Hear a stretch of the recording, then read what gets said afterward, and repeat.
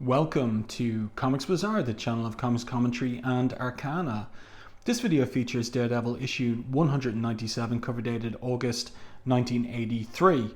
And the cover is by Bill Sienkiewicz, and it features a looming bullseye over the figures of Daredevil in costume and this Japanese woman, and we'll discover her identity inside the story itself. What I really like about Sienkiewicz's drawing is that a significant detail concerning this figure, the fact that we can't see the left side of her face because of the way that her hair is covering that side of her face, is significant. And we will see that that is the case by the end of the story itself, or the issue itself. Something else I'm curious about myself is, obviously the location here involves these Asian neon light signages, and we knew at the end of the previous issue that Matt Murdock is going to Japan.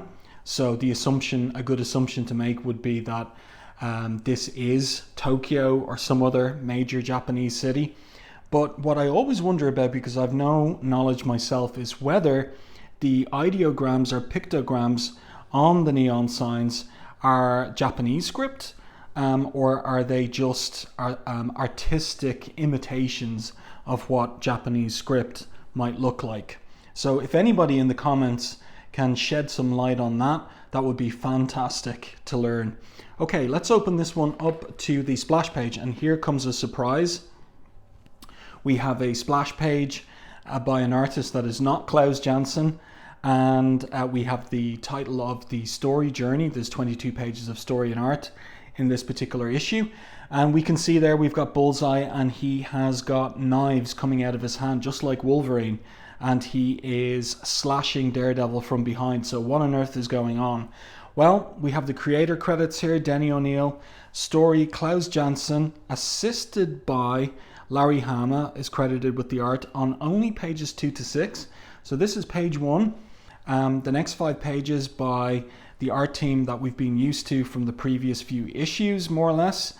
And then introducing William Johnson, penciler, and Mike Mignola, inker. So that is the new regular creative team in terms of the art on the title. So this has kind of crept up suddenly. I wasn't expecting this myself, because I've never read this issue before prior to making the review video. And yeah, it's intriguing. We'll get an explanation from Klaus Janson in terms of his departure at the end of the issue in the letters page. So let's continue. So here we are. Here's our regular aesthetic for the title, which has its roots back when Frank Miller was the artist. And we've got our horizontal layout there by Larry Hama in the breakdowns for Janson's pencils and finishes. And it was all a dream. Matt is asleep at his desk. He was dreaming Bullseye slashing him with those Wolverine-style claws. And Foggy wakes him up.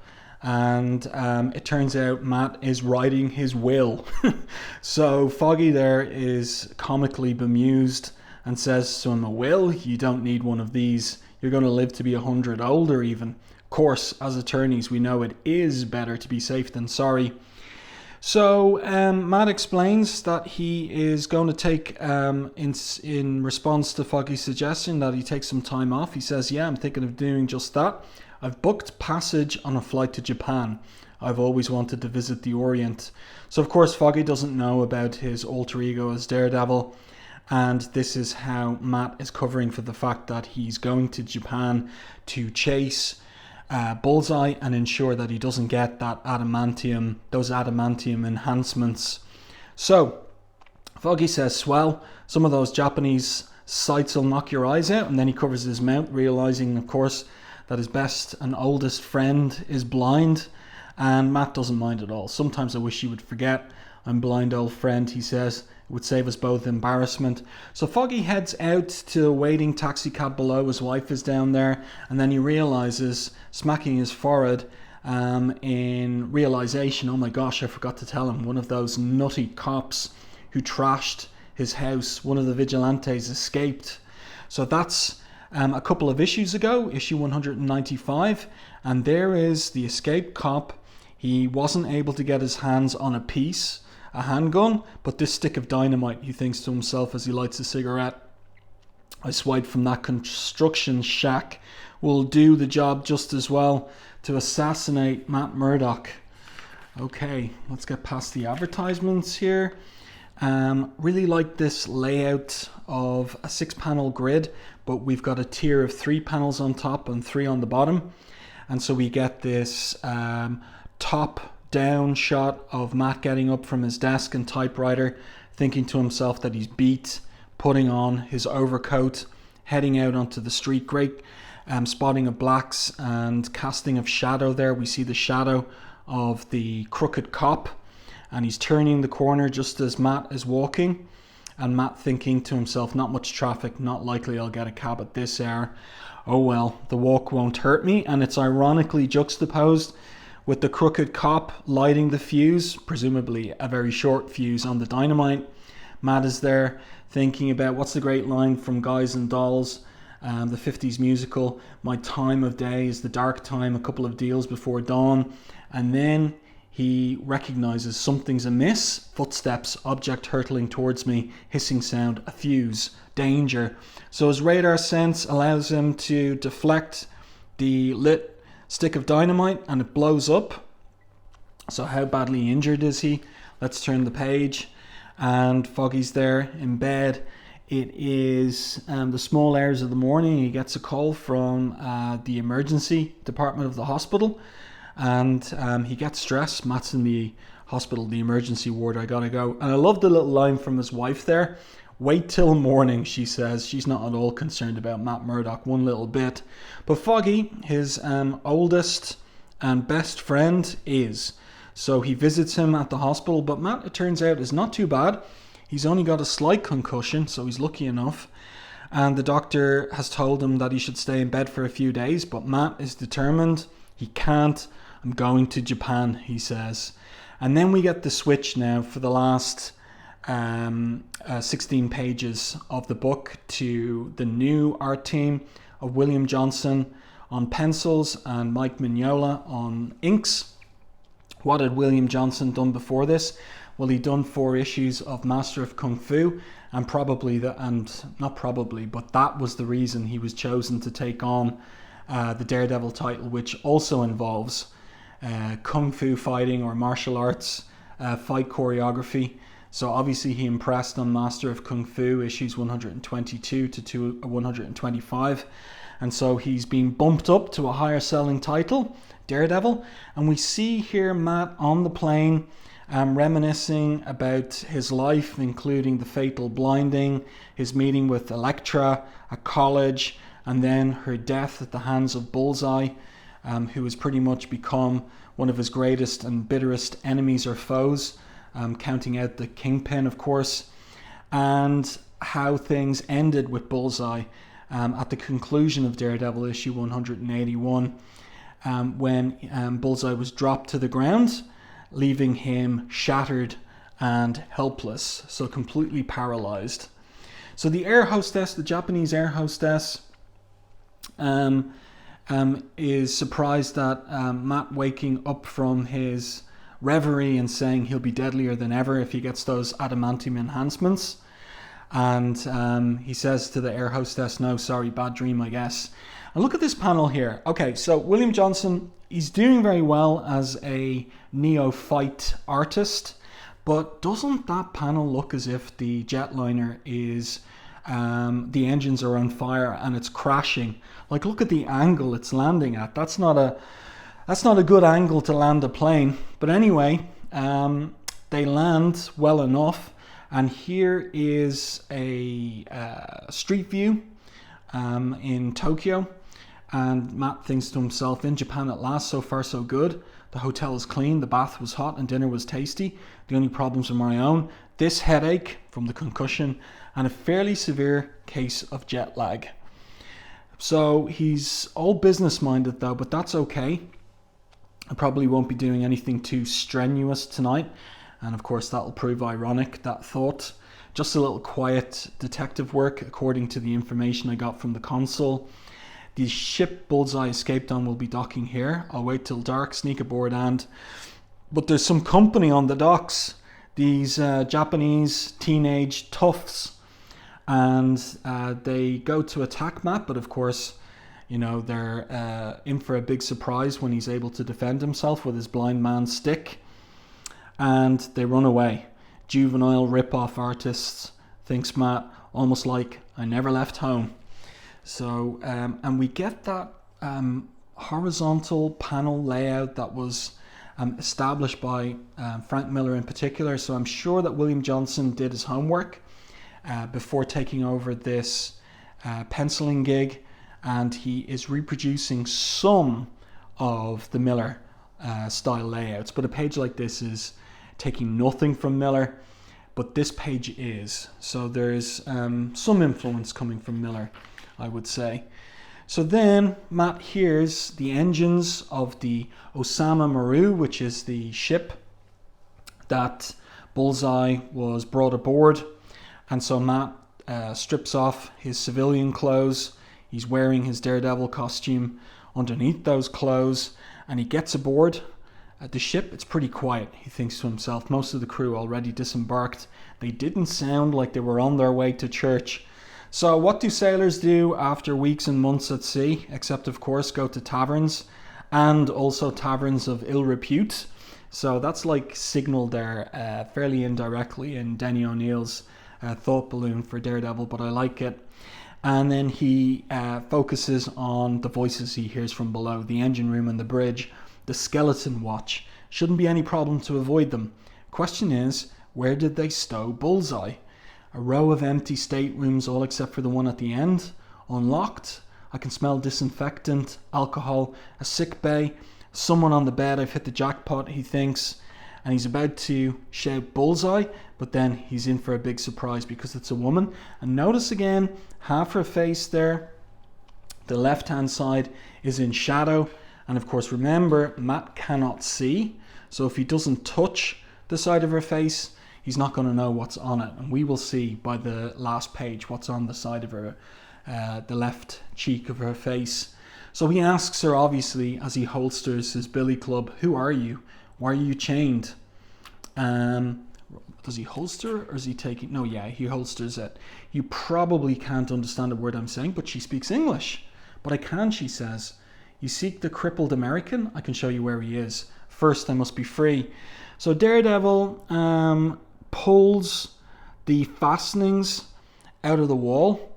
I like the use of the screen tone there. That's all down to Mignola, of course. So he pulls the fastenings out so she's freed. Behind him, of course, is a guard sneaking up on him. He grabs her by the hand, running to get to the upper deck and off the ship. Met by these 4 sailor toughs. He tells her to wait here. This shouldn't take a moment. Again, interesting use of screen tone in the background. We're going to the full horizontal panels a la Frank Miller for the action and fight choreography. So he kicks this guy straight in the chest. Let's continue here. Yeah, so this is all fairly pacey enough. But then see, he changes the layout. So Miller would do this fight all in horizontal panels, but William Johnson going with a different layout here as Daredevil takes on those sailors. He manages to best all of them, but he says to her, I was wrong, it took longer than a moment. So she tells him, don't apologize. I'm telling you to hurry. The one who got away will spread the alarm. And something weird happens here. So we've got a color hold. We've got a superimposition of Bullseye's head over Daredevil's face. What's wrong? I'm not sure, he says. For a second I thought I saw a very powerful enemy. No, I thought I was the enemy. So this is strange. Is it, one would conjecture maybe there was a telepathic attack or something. A day ago I sustained a nasty head injury, he says. That probably explains it, but probably not, right? So he picks up this wrench off the floor. We haven't time to worry about it now. Let's shake it. So a little bit of comedy here. Shake, move, run, flee, skedaddle. Skedaddle, never mind. So up the stairs they go. Let's get past the advertisements here. And he asks her now, where's Bullseye? So she tells him he's not on the ship. So of course the question is, where is he then? By the way, I like the layout here. Again, I mentioned this earlier when Larry Hama did it. And I'm wondering whether Hama did any more layouts, maybe uncredited, for William Johnson on this, because William Johnson is, as I said earlier, a neophyte penciler. He's only done 4 issues of Master of Kung Fu at Marvel. And why would Larry Hama do 5 pages of layouts and not the rest for the story? But he doesn't get that credit. So anyway, I do like the fact that whoever has left this a borderless panel, and the same here as well, so it makes for variation in the layout. So Daredevil senses heat, spotlight, so he throws that wrench into the spotlight, so the whole deck goes dark, and that evens the odds for him, 1 against these 4. So we get Johnson's fight choreography here. Remember, he's coming off Master of Kung Fu, so it looks very good. He's skilled at this by this point, and he's thinking all the time, darkness is my element. I may be making a mistake. The lady I'm helping could be the Orient's answer to Lizzie Borden, but if she'll lead me to Bullseye, I don't care. So Lizzie Borden, the famous, or infamous rather, axe murderer, female axe murderer. And won't that prove ironic in terms of the future lying in wait for this particular woman when we get her identity at the end of this issue? She's escaping, he thinks to himself, diving into the ocean. So he dives in after her. She swims to the dock. He grabs her by the leg and he says, okay lady, and she gives him her first name. My name is Yuriko. Yuriko then, what's the idea of running out on me, swimming out on me? And she replies, I feared you would lose the fight. The others were so many and I overheard them talking. They planned terrible things for me. So she's not lying. Her heartbeat is steady. She's telling the truth, thinks Daredevil. And then he says aloud, I believe you. This is a restaurant, right? It's a rice shop. Let's duck in here before we freeze to death. So we see them there getting some refreshments and food. And of course, Daredevil wants to know about Bullseye, where he is. And she says, and notice a little arrow there. So this is something that you'll see with new artists, how sometimes they won't 100% lay out a page in a fashion that is that makes for easy legibility and flow. So because a reader could go from here to here to here instead of over here. So this is obviously editorial sticking in the arrow to help the reader to this particular panel. So she says, the ship stopped about 10 kilometers from shore and the American was taken off by boat. He was being carried to an island near the coast of Hokkaido. And so the scene shifts to that island and this particular building, and inside the building is Bullseye, and he's awake, and this is Lord Darkwind, and he declares, excellent. This means that the treatment you were given during the voyage was successful. So Bullseye now, who was completely paralyzed, is able to talk, able to move, his head at least. Yeah, so what's next on the program, he asks. You can speak better and better, says Lord Darkwind. What is next is a combination of the old and the new. You will submit to surgery. Your damaged bone will be replaced by metal. That is the new. And the old, ass Bullseye, we get this macabre head here. Treatment with herbs to ensure that your body will not reject the artificial parts. And prayer to this Kami, the god of my household, a warrior god. So there we go. And there is some Japanese script on this sculpture, the head of this Japanese god, household god. Interesting.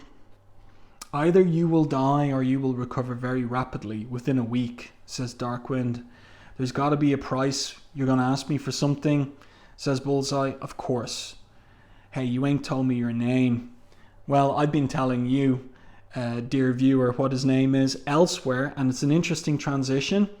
We transition to Yuriko, and we get the name. He calls himself Darkwind, the man who has the American killer. And Daredevil asks, who exactly is he? And she responds, and this is interesting in terms of the coming revelation. It doesn't actually happen in this issue, but in the next one, I think. A fanatic, a madman. And so here we get Lord Darkwind's origin story, so to speak. During the Great War, that is World War II, he was the pilot of a kamikaze airplane, a suicide airplane. He crashed on an American aircraft carrier and somehow survived, she says. The bombs he carried did not explode. 1,000,000 to 1 chance, they said. He considers his survival a great disgrace, and he spent his life in trying to atone for it. And for that, asks Daredevil, he needs Bullseye, but look at these guys climbing up from obviously a rowboat or something like that onto the dock. Yes, he will use the American in a scheme he has, she says. You know a lot about him, says Daredevil. I do, but you must not question me, she was about to say further.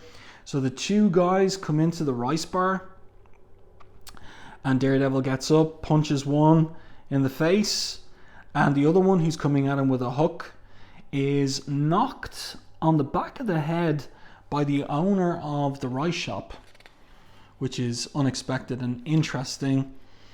And Yuriko explains she does not like sailors. So Daredevil simply says, check to that. So they leave the rice shop. I'll lead you to Darkwind's island, she says. Daredevil replies, first we'll stop at the hotel room of, and a little pause, a friend of mine to pick up some clothing and money. So she agrees to that. And now we get to the point that the left side of her face has always been in shadow or covered. Yuriko, I notice you keep the left side of your face hidden. And she responds, do not ask that. You've no right, you who keep your own face masked. But then she pauses. Interesting use of a screen tone there. She's shedding a tear. And she changes her mind. No, I'm being foolish. I'll show you. Am I not ugly? She says. So there is some Japanese ideograms, script, carved into her cheek, the left side of her face. But what do those ideograms mean? To my eyes, no, he says. And of course, he can't see anything yet or at all because, of course, he's blind, but she doesn't know that. So he's going to have to touch that face in order to feel out the scar there. Be here in 30 days for Touch of a Stranger. I guess that's what's coming. There you go. Kind of an interesting point to end the issue on. And here we get an editorial note about Klaus Janson's departure. That some of you have already learned that this is Klaus Janson's last issue of Daredevil. So when would that have happened? In the fan press, maybe? For many years, Klaus has been an integral part of this book. And recently, in fact, he's been handling the penciling, inking, and colouring chores himself. It's been great working with Klaus, and we're really going to miss him. He's promised to stop by and visit us whenever he's on Editor's Row dropping off work.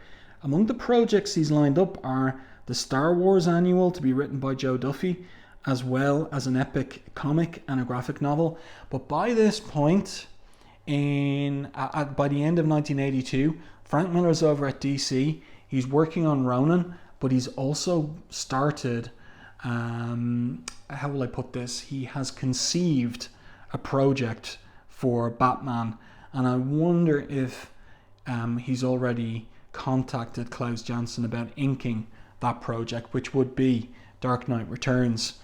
So I like the fact that they've given a little some space here on the page to Klaus himself to sign off and say farewell. He says there, Denny and Linda have kindly given me this space to say a few words. As regular readers can see by this issue's credits, Daredevil has a new artist, William Johnson. It is very simply time for me to move on. In the next few months, I'll be working on a variety of projects, penciling, inking, colouring and combinations thereof.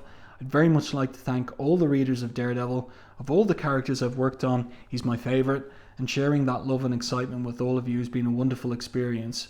I hope that you'll continue to support this book. seeing the funny papers, Klaus Janson. So I like that. And also what I like is you can see there that there's 2 pages of letters, primarily about issue 194 and primarily full of praise. But there's one naysayer here, this correspondent, Don Newsom, and his big complaint is the representation of minorities in Frank Miller's run on Daredevil. And he says here, you are being inoculated with extremely negative images of African Americans. He gives a list of them here from Frank Miller's run. If you close your hearts and minds to the injustices of previous issues of this book and voice no disapproval, then you're paving the way for more hate, violence, and destruction, etc., etc., etc. So you can probably read his letter if you're watching this in high definition. And then what I find is the response coming from Denny O'Neil, who was editor of those issues, intriguing, and especially from the vantage point of 2025.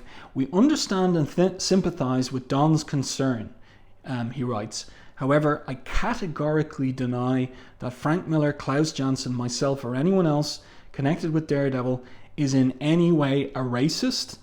I think a fair examination of the issues in question will reveal that Frank portrayed all races as victims and victimizers, innocents and criminals.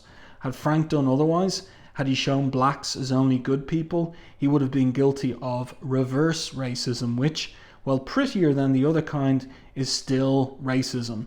At his best, Frank conveys a vivid impression of the realities of life in New York City, and the types to which Don objects are very much a part of that life, as are the neurasthenic white kids Frank portrayed in issue 169 and Foggy's buffoonish best man in 166. Art is not real life, but it must often use real life as raw material, and that, I feel, is what we've done in Daredevil. I'm sorry if we've offended anyone in the process.